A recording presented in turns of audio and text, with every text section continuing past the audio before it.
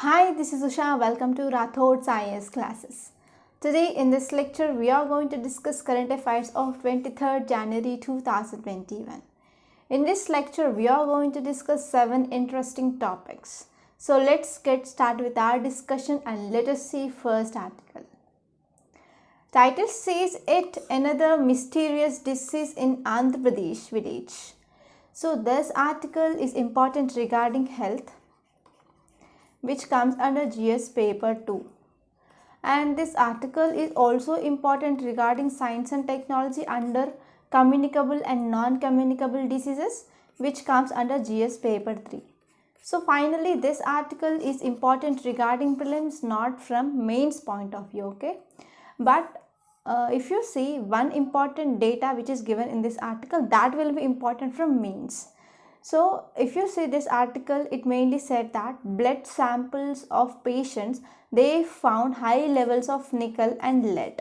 So this lead topic, it is important for mains, because recently one report which released regarding lead pollution and increased lead concentration in children especially. So because of this lead will be important for mains, and today's mains question is also based on this topic only, okay? Now let us see context. Another outbreak of mysterious disease in West Godavari district of Andhra Pradesh has seen here. So if you see some symptoms of this disease, they include epilepsy, that is seizures, and next one is convulsions, giddiness, fever. So these are some signs and symptoms of this mysterious disease. And if you see some details, it mainly says that from last 1.5 months, about 700 people they affected with this disease, and they fallen ill due to unknown disease. And blood sample of these 700 people were taken, and in those blood samples they identify high level of nickel and lead. So in this context, doctors did not reveal how the chemicals like nickel and lead they entered into the patient's blood. So these are some details which are given in this article. Now let us see some research part regarding this article. And if you see some facts regarding the lead, it is a potent neurotoxin that mainly causes irreparable harm to children's brain especially. And children's, whenever they exposed to high levels of lead, that will have impact on the mental health of children, and further it will lead to increase in the crime and violence in those children who are affected by this lead.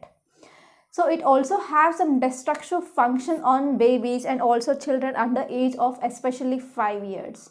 So this lead, after entering into the blood streams of children who are under 5 years of age, it damages brain before developing. So because of this, it have lifelong impact on neurological, cognitive, that is memory skills, and physical impairment also seen in those children.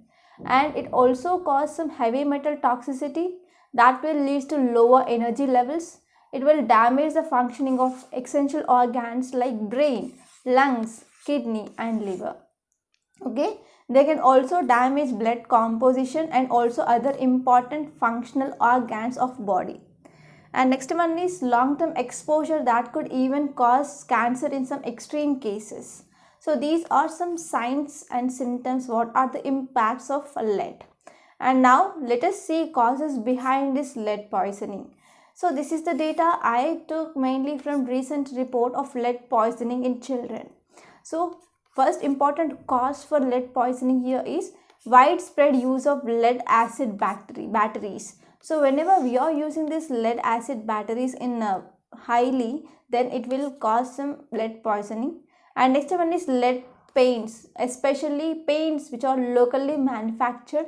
They contains high concentration of lead, that is more than 10,000 parts per million. But approved standard by BSI, it is less than 90 ppm. And next one is lead may also enter food chain through vegetables. So earlier in the mysterious disease that happened in Andhra Pradesh, we saw there is high amounts of lead, especially in spinach and tomatoes, right? So in this way, through vegetables also, because of pesticides which are using, fertilizers which we are using. So because of this inorganic lead can also pass to humans through food chain also. And next one is lead in its organic form that will be even absorbed by skin whenever we are using cosmetics. Okay, so these are some causes behind lead poisoning. And now let us see next article. Before seeing this next article, I want to make a small announcement in this platform. We came up with this current affairs package course.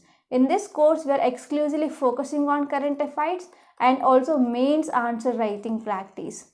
So if you are seeing any paper, either it may be prelims or either it may be mains, 50 to 60% of your UPSC paper comprises of this current affairs. So to clear this UPSC, you need to master current affairs. And next one is answer writing skills are very important to clear, especially mains. So in this course, we are mainly focusing what is the requirement for UPSC, and we are also providing prelims practice questions along with video solutions every week. So in this way, this course is highly useful to clear prelims and mains, and it is also highly economical, and it is for 1 year long course. So if you are interested to join this course, please know further details of this course. Details are given in the description box. And now let us see title of this article. India proposes to expand research tourism in Arctic. So this article, it is important regarding environment and ecology, which comes under GS paper 3, and this topic will be important from both prelims and mains point of view. We are going to discuss some new things regarding this article. First, let us see context and some important details which are highlighted in this article. So context says India has unveiled a new draft Arctic policy. So this new draft Arctic policy mainly commits to expand scientific research in Arctic area and for sustainable tourism in this Arctic region and for mineral oil and gas exploration. So for all these, it mainly talked in this new draft Arctic policy, and this policy open to public comments until January 26th. So if you see some details here which are given in this article, mainly National Center for Polar and Ocean Research, which acts as a nodal body that will help to coordinate among various scientific bodies, and it will promote domestic and scientific research capacities mainly by expanding through earth sciences, biological sciences, geosciences, climate change, space related programs, etc. So in this way, we are going to expedite Arctic region. So if you see some objectives of this mission, first one is to put in place Arctic related programs like mineral oil, gas exploration in Petroleum Research Institute, etc. So we need to go for this resource exploration. And next one is to encourage tourism and also hospitality, these sectors as well. And we need to increase awareness to engage with Arctic enterprises, etc. So these are some important objectives of this policy. And now let us see Arctic expedition of India, which was started in the year 2007. So we launched Himadri. This Himadri, it is the first scientific expedition to Arctic Ocean in India. Arctic Ocean in 2007 by India. So you need to remember this Himadri regarding Arctic expedition of India. So this Himadri mainly opened a research base, that is, the name here is Himadri. Himadri, it is one of the research base of India which opened in this Arctic region, mainly in Svalbard. Okay, in Svalbard area we opened this Himadri. So objectives of this Himadri was, first one is to study hypothesized teleconnection between Arctic climate and Indian monsoon. So what is the relationship between Arctic climate and Indian monsoon? So how this connected, we are going to discuss very detailedly. Okay, don't worry about that. So first one is to know what is the connection between Arctic climate and Indian monsoon. So what happens when Arctic climate changes? What will be the impact on Indian monsoon? So this is the first thing. And next one is to categorize sea ice in Arctic by using satellite data. That means whether because of increasing global warming, that is, we are experiencing climate change. So because of this climate change, we are also increasing greenhouse emission into atmosphere.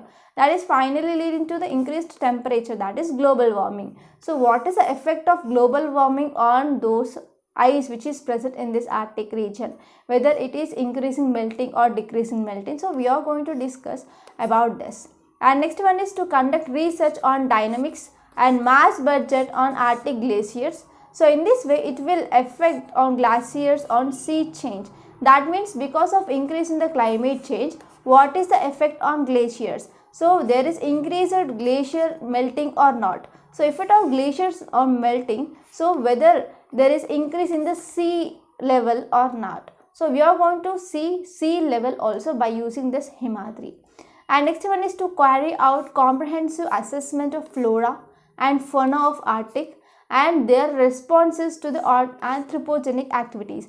That means because of increase in the temperature, that is global warming. So whether this global warming have an effect on flora and fauna which is present in that area or not. If at all there is effect, what type of effect is seen.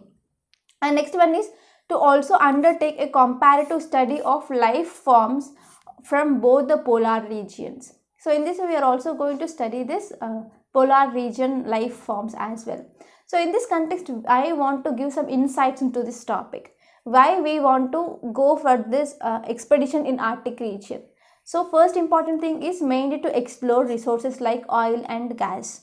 So if you see, as we know, poles are present, right? Here we have North Pole and here we have South Pole. So in this North Pole and in this South Pole, we have ice caps are present, correct? So these ice caps, they started melting because of global warming. So because of increase in temperature, these ice caps, they started melting. So because of this ice caps, they started melting here. Earlier these routes, this area which is covered with ice, now the melting of ice that happened, that lead to passage, okay? So now the ships, they can move in this area. So as we know, in northern hemisphere it is majorly covered by land, correct? So these countries which are part of Arctic Council, they started moving in these areas. Earlier these areas was covered by ice. Now this, because of ice melting, that led to the water and that allowed movement of ships in this area. So because of increased movement of ships, now USA, Russia and other countries of Arctic Council, they are going mainly to explore resources in this area. So this is first thing. And next one is ABOE event, that is Arctic Blue Ocean event. That means whenever the melting of ice that is happening, so at one day in our future, this Arctic entirely will be melting and it will be converted into blue sea, okay? So that will be happen. And next one is Indian coastal areas. So whenever Arctic is melting, okay, not only Arctic but also Antarctic which is melting because of global warming, then what happened? Whenever ice is melting, it will convert into water. As we know, oceans and seas which are present in the world, they are interconnected, right? So because of this increase in the melting of glaciers, that will lead to rise of the sea level. So because of rising of sea level, there are many small islands which are present. So there is threat to these islands. And next one is, if you are talking about India's coast, we have a long coastline. So we have Arabian Sea and we have Bay of Bengal here. So because of increase in melting of ice, what happened? Increase in sea level that happens. So because of this, these coastal areas that will be inundated with raised sea level, correct? So because of this, the people who are living in this area, they will move inwards, correct? So because of moving inwards, we have to face number of problems like migration issues, land issues, food security. So these are further problems that need to be faced by India. And next one is migratory birds. So in winter season in this area, they will move in, normally migratory birds which are present in this area, they will move to southwards mainly in winter season here. So they will follow eight flyways. We already discussed about those 8 flyways, right? So because of this, whenever ice is melting here, it will also affect migratory birds and it will also affect biodiversity as well. And next one is, it will also affect ecosystem which is present in this polar regions. Okay, so these are some insights that you should remember regarding this article. And now let us see next article. Title says pandemic pushes states borrowing up by 82.5%. So this article is important regarding economy point of view, which comes under GS paper 3. Now let us have a detailed discussion on this topic which is given here, okay? So context says that state borrowing during April to December 2020 were 82.5%, which is very much high compared to previous months in the previous year. So reason here is because of global pandemic COVID-19. So this is according to study of PRS Legislative Research. It is a Delhi-based independent non-profit organization. So if you see some details, it mainly says that states netted with rupees 4.6 lakh crore through market borrowings, and even because of GST compensation which is not paid by center to states, here center came up with the borrowings and it lended to states. So this is also added under this state borrowing here. So because of this, it is very high. And now let us see next article. Title says CBI books Cambridge Analytica, another firm in data theft case. So already I think 1 year back this Cambridge Analytica was in news, and again this Cambridge Analytica is in news now because of data theft case. So if you see, in India, data theft case are increasing day by day. So what might be the reason? So in yesterday's lecture and day before yesterday's lecture, we studied about data security, data protection, data localization, etc. So because of there is absence of data protection law, there is no data security in India, that led to increased cases of data theft. So in India, allegation made that Cambridge Analytica theft data from Facebook. So if you're talking about this, Cambridge Analytica is also in news in US president elections when Donald Trump was elected as president. So there is allegation that this Cambridge also involved in Trump's victory in US president elections. Okay. So if you see some details which are given in this article, it mainly says that CBI has booked Cambridge Analytica and also Global Research Limited mainly for illegal harvesting of personal data of about 5.62 lakh Indian users on Facebook, mainly through one app. So Cambridge Analytica, which came up with one app, so by using that app, it thefted about 5.62 lakh Indian users personal data, that is non-personal, that is not non-personal data, but it is personal data. Okay, so in this context, Ministry of Electronics and Information Technology earlier also sought details from Facebook and also even from Cambridge Analytica about these alleged violations here. So if you are talking about whenever ministry which is approaching Facebook and Cambridge Analytica regarding this data theft, so they may not give correct reason because there is no data protection law which is present. So because of this, they can do anything, right? And if you see personal data of Indian users, they can be used mainly for profiling and also influencing elections in India. So this is one of the important cause of concern for India now. So if you're talking about Cambridge Analytica, it came up with one app. Name of that app here is This Is Your Digital Life. And through this app, it was authorized mainly to collect certain specific data of users, mainly that can be used for even academics, even for research, etc. And in this way, this Cambridge Analytica, which collected data illegally from Facebook, not only from the users but also even users' friends, information is also collected by this Cambridge Analytica. So one important concern here is this profiling, this data which collected by Cambridge Analytica, that can be used in elections in India. Okay, in this way it will affect democracy in India. So these are some important details that you should remember regarding this article. Now let us see next article. Title says fire warning. So if you see central theme, it mainly says that the Serum Institute Blaze highlights the need for zero tolerance safety protocols. If you see background here, recently in Serum Institute of India, fire incident that took place and that led to death of 5 people who are working there. So because of this article in news, and this article mainly talked about COVAX. So importance is so in this article, we need to focus mainly on this COVAX because this COVAX is important for both prelims and also mains.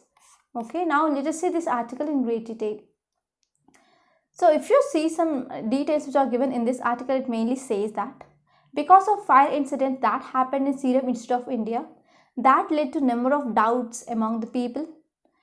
So if you're talking about vaccines, they need to stored at certain temperature while storage and as well as transport. So because of fire incident, that may increase the temperature level such that it will affect vaccines also. So we need to go for again testing for this vaccine efficacy. And next one is why these institutions, which is one of the important pharmaceutical company in India, and it is also leading producer of number of vaccines. So why it does not follow safety norms? So these are some doubts which arise now. So in this context, we need to talk about vaccine nationalism. Vaccine nationalism means one country which already booked number of vaccine doses to be supplied to that country with the pharmaceutical company. So country which is having agreement with the pharmaceutical company to get this vaccine doses, it is called as vaccine nationalism. But recently WHO came up with one initiative, that is COVAX. So through this COVAX, it want to end vaccine nationalism and it want to promote, or it want to reach COVID-19 vaccines to all the countries.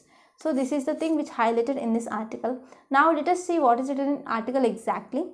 So in initial assessment, it mainly indicates that fire has been triggered mainly by the flammable materials set fire by sparks which are generated by the construction activities. So whenever the construction activities are happening, whenever they are going for drilling or cutting of the steel rods or iron rods, what happen, they will whenever they are using machines, that will releases some sparks of fire. So if there is any flammable material which is present here, that will catches fire, and this led to the incident of fire in Serum Institute of India here. So in this context, the questions mainly arise regarding storage and transport of vaccines. They need to be maintained in certain temperature because these are very temperature sensitive things, right? So these vaccine mainly need some special care regarding this type of incidents. And next one is WHO, that is World Health Organization. So this World Health Organization mainly warned that bilateral deals, they are threatening the smooth rollout of COVAX initiatives. That means indirectly it is talking about vaccine nationalism. So what is the meaning of bilateral deals? Whenever any country which is making deal with any pharmaceutical company, mainly to deliver certain doses of vaccines to that country. So this is called as vaccine nationalism. Here mainly to prevent this vaccine nationalism, WHO came up with initiative, that is COVAX. So here this statement mainly says that whenever we are going for bilateral deals, that will threaten smooth rollout of this vaccine initiative, that is COVAX. That means it is against this COVAX. And if you are talking about this COVAX, it is one of three pillars to access to COVID-19 tool accelerator, and it was launched in April by WHO and also European Commission, France. These are things which are very important for prelims, okay? This may be potential statements in your prelims. And this COVAX, which bring together governments, global health organization, manufacturers, scientists, private sector, civil society, philanthropy, etc., mainly to one platform. So what is the aim of this COVAX? Mainly to provide innovative, equitable access to this COVID-19 vaccine and as well as COVID-19 treatment diagnostics to every country. That is, each and every country should get this COVID-19 diagnostics, COVID-19 treatment and as well as COVID-19 vaccines. So the only global solution mainly to avoid this vaccine nationalism here is this COVAX here. So if you're talking about this COVAX, it mainly acts as platform that will mainly support research, development, manufacturing, etc. for the wide range of COVID-19 vaccine candidates and to negotiate their pricing with the other countries. So these are some important things regarding this COVAX. So please read about this COVAX once again. And now let us see next article. Title says helpful pause.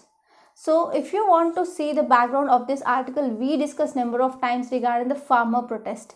So Parliament passed 3 controversial farm laws, correct? So because of these 3 controversial farm laws, across country farmers are protesting here. So government and farmers, they went for different rounds of talks, but finally Central came up with an offer that they will suspend this laws for 18 months. Okay, they will suspend implementation of this laws for 18 months. But here farmers, they are not accepting this. They are still continuing their protest. Mainly they want to repeal all these laws. So in this context, we need to remember some important points. Whatever which is given in this article, we had a detailed discussion on that. Now let us have a new dimension regarding this article here. So if you see, background here is regarding these 3 controversial farm laws, farmers protests are happening. So government suspended for 18 months for implementation of this farm laws, but farmers not accepted, but they want only one thing, that is repealing of this farm laws. So if you're talking about democracy, one dissent will also forms a part of democracy here. So whenever we are going for repealing of laws which already passed by the parliament, in future there will be increased demands for repeals. So this repealing of these laws which are made in the farmers. So why can't again we can go for repeal? So in this way, whatever the laws which are repealed by parliament, if there is any controversy, then there will be increase in the demand from the people for repealing of these laws. So this is not a good example, right? This is not a good thing that to be done. So in this context, yesterday's lecture we also studied about executive encroachment. That means increase in the judiciary in executive. So judiciary went for appointment of one committee with experts. That committee will negotiate with government and the farmer bodies. So this is the duty that to be done by executive, not by judiciary here. So in this way, we are also seeing judicial overreach in this farm laws as well. So in this context, what can be done? We can go for reforms in agriculture, because 42% of people of India mainly dependent on agriculture as primary occupation. And if you see, out of these 42% of people, 70 to 80% of farmers, they are small and marginal farmers. And we are also seeing changes in dietary patterns as well. And if you see, we need to stop middleman lobbies in this small and marginal farmers. And we need to bring some reforms in agriculture dynamics, because agriculture dynamics are changing day by day. And also we need to shift, or we need to divert workforce in this agriculture to other source of income or other jobs. Okay. And if you see, regarding this demands of agriculture, that is different from different area. In south, demands are different compared to northeast, compared to north, compared to east, compared to west. Okay. So there will be different demands done by the paddy and wheat farmers, or tea and coffee farmers. Even in Jammu and Kashmir, they are saffron farmers. So problems of these farmers which are living in different areas will be different. So in this way, we cannot come up with a unified farm laws. So states should be taken into consideration, and they should come up with the reforms in this agriculture rather than uniform laws. So these are some things that you should remember regarding this article. Now let us see next article. A new framework around caste and census. So I want to say something important regarding caste. Okay. So this caste is important topic in society which comes under GS paper 2. And this topic will be important regarding mains point of view, not from prelims. So now let us see this article in great detail. If you are talking about caste. So now let us divide this caste in earlier period and now at present generation.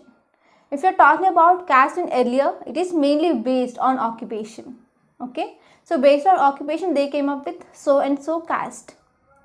So if you are talking about intra-caste marriages, so in this context, because of in earlier times, we are mainly go through this intra-caste marriage. That means caste marriage that will be conducted in the same caste. That means intra-caste marriages here.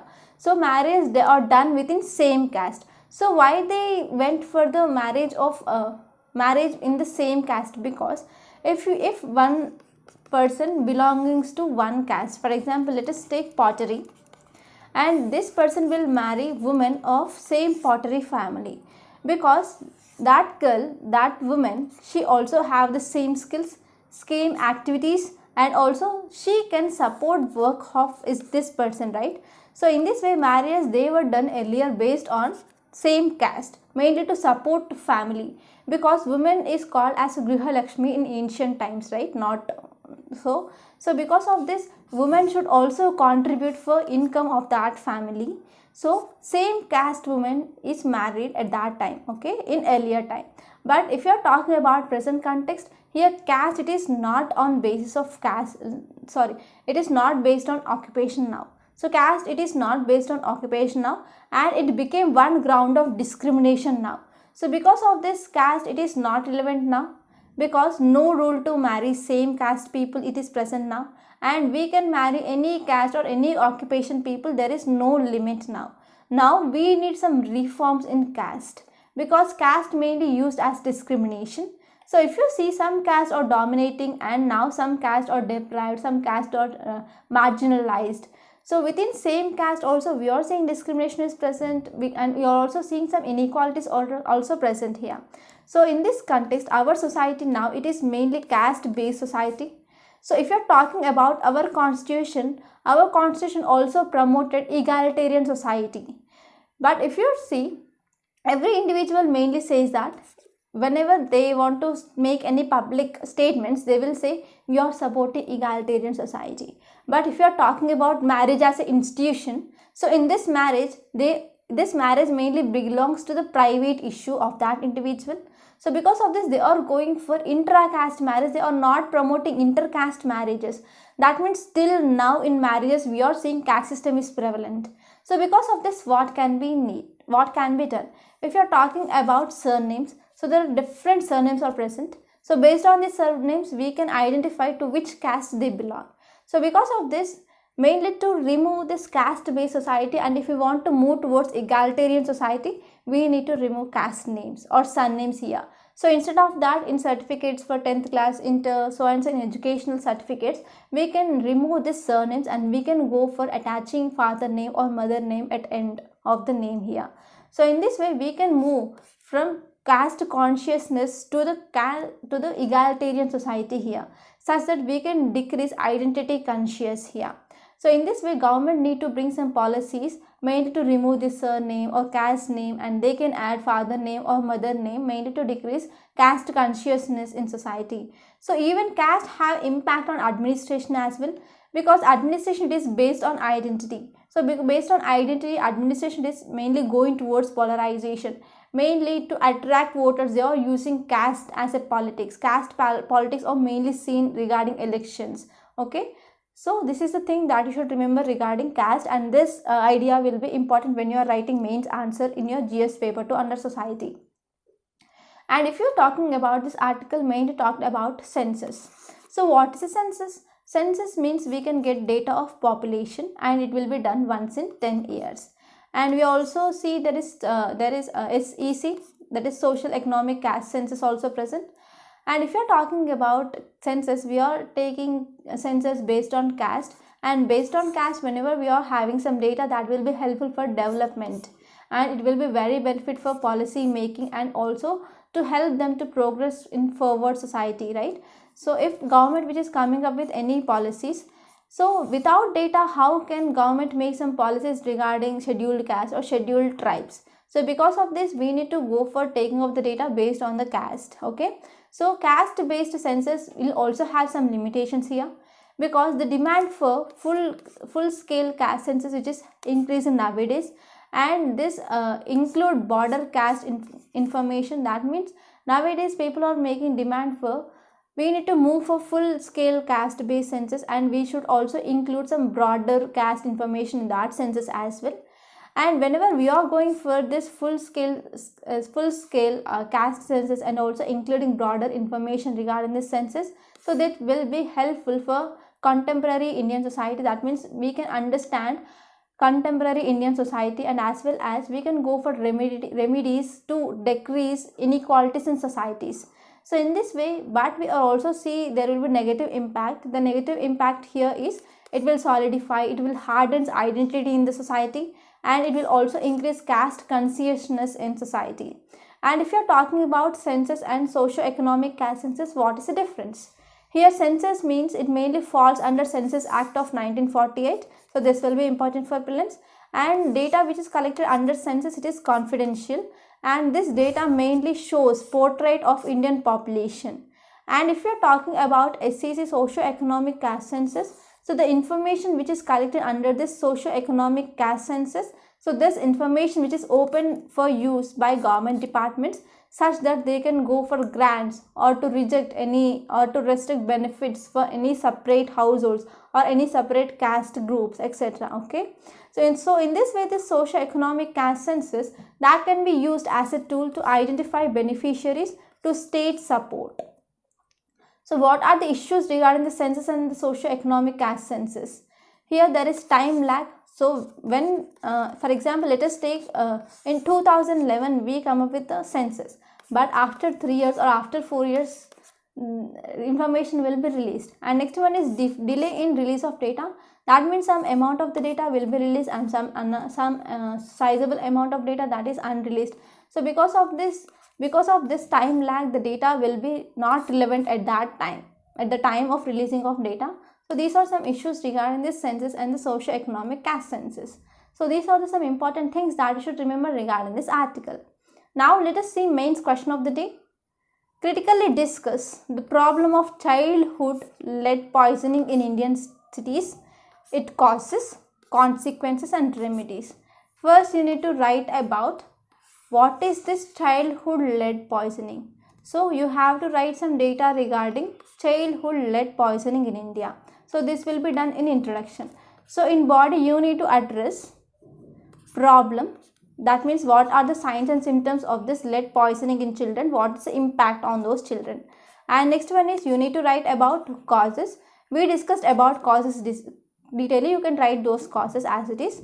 And next one is what will be the consequences on economy of our country, consequences on health of that children, everything you can write about those consequences.